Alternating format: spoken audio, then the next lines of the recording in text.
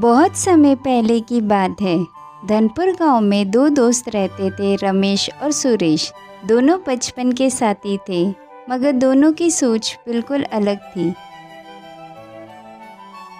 रमेश ईमानदार और सीधा साधा था, जबकि सुरेश चालाक और लालची था। वो हर समय किसी को बेवकूफ़ बनाकर अपना फ़ायदा उठाने की फिराक में रहता था। एक दिन सुरेश ने रमेश से कहा, अरे दोस्त रमेश, क्यों न हम दोनों जंगल जाकर लकड़ियां काटें और बाजार में बेचें। आधा आधा बंटवारा करेंगे। रमेश सीधा था, उसने तुरंत हाँ कर दी। बिल्कुल सुरेश, मेहनत का फल मीठा होता है। चलो कल सुबह चलेंगे। लेकिन सुरेश के मन में कुछ और ही चल रहा था।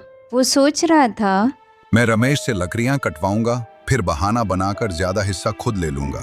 ये मूर्ख खुद मेहनत करेगा और कमाई में खाऊंगा। अगले दिन दोनों जंगल गए। रमेश पूरे मन से लकड़ियां काटने में जुट गया। सुरेश इधर उधर घूमता रहा। कभी झूठी थकान जताता तो कभी पानी पीने का बहाना करता।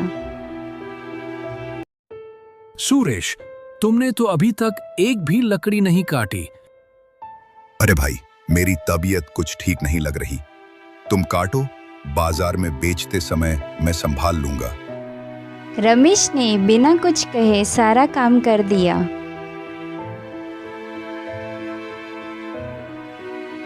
शाम को दोनों लकड़ियां लेकर बाजार पहुंचे। लकड़ियों की अच्छी कीमत मिली, पूरे 500 रुपये। तभी सुरेश बोला, रमेश, आज तुमने लकड़ियां काटी हैं, पर मेरी वजह से ही सौदा हुआ। दुकानदार मुझसे जान पहचान वाला है, इसलिए मैं 300 रुपए लूंगा और तुम्हें 200 रुपए दूंगा। लेकिन सुरेश, काम तो मैंने किया है, बराबर हिस्सा होना चाहिए। अरे भाई, दुनिया चालाक लोगों की है। तुम तो सीधे हो, तुम्हें समझ नहीं आएगा। रमेश ने चुपचाप 200 रुपये ले लिए। मगर गांव के बुजुर्ग दीनू काका यह सब देख रहे थे। सुरेश बेटा, दोस्ती का मतलब होता है साथ निभाना, न कि चालाकी दिखाकर अपना फायदा उठाना। जो आज दूसरों को धोखा देता है, कल उसका भी वही हाल होता है। काका, ये जमाना चालाकों का है। जो सीधा है वो पीछे रह जाता है।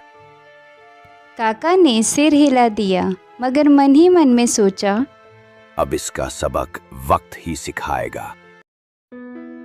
कुछ दिनों बाद गांव में एक नया व्यापारी आया, जिसका नाम था मोहनलाल।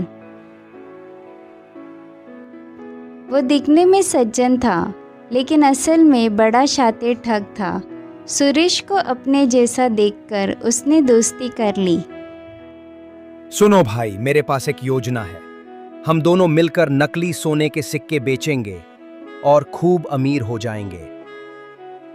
सुरेश लालच में आ गया और मान गया। दोनों ने मिलकर नकली सिक्के तैयार किए। जब बाजार में बेचने गए तो मोहन ने चालाकी से सुरेश को ही फंसा दिया। पुलिस ने नकली सिक्कों के साथ सुरेश को पकड़ लिया और जेल भेज दिया। मुझे धोखा दिया, वो खुद भाग गया और फंसाया मुझे। जेल में बैठकर सुरेश को अपनी गलती का एहसास हुआ। मैंने भी रमेश जैसे सच्चे दोस्त को धोखा दिया, उसी का फल आज मुझे मिला है। जेल से छूटने के बाद सुरेश रमेश के पास गया। रमेश, मुझे माफ कर दो। मैंने तुम्हारे साथ बहुत गलत किया, तुम्हारी दोस्ती की कदर नहीं की। सुरेश, देर से सही, पर तुम्हें अपनी गलती का एहसास हुआ, यही बड़ी बात है। दोस्ती में माफी दी जाती है, लेकिन अब चालाकी छोड़ दो। उस दिन के बाद सुरेश ने अपनी चालाकी छोड़ दी। वह रमेश के साथ ईमानदारी से काम करने लगा। दोनों ने मिलकर लकड़ी का अच्छा व्यापार शुरू किया।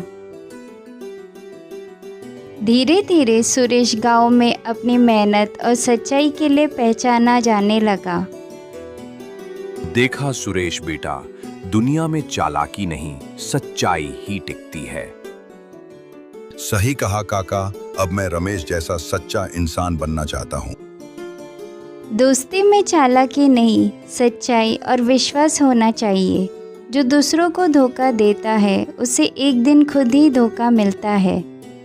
अगर आपको ये कहानी अच्छी लगी हो तो प्लीज़ लाइक और सब्सक्राइब करें।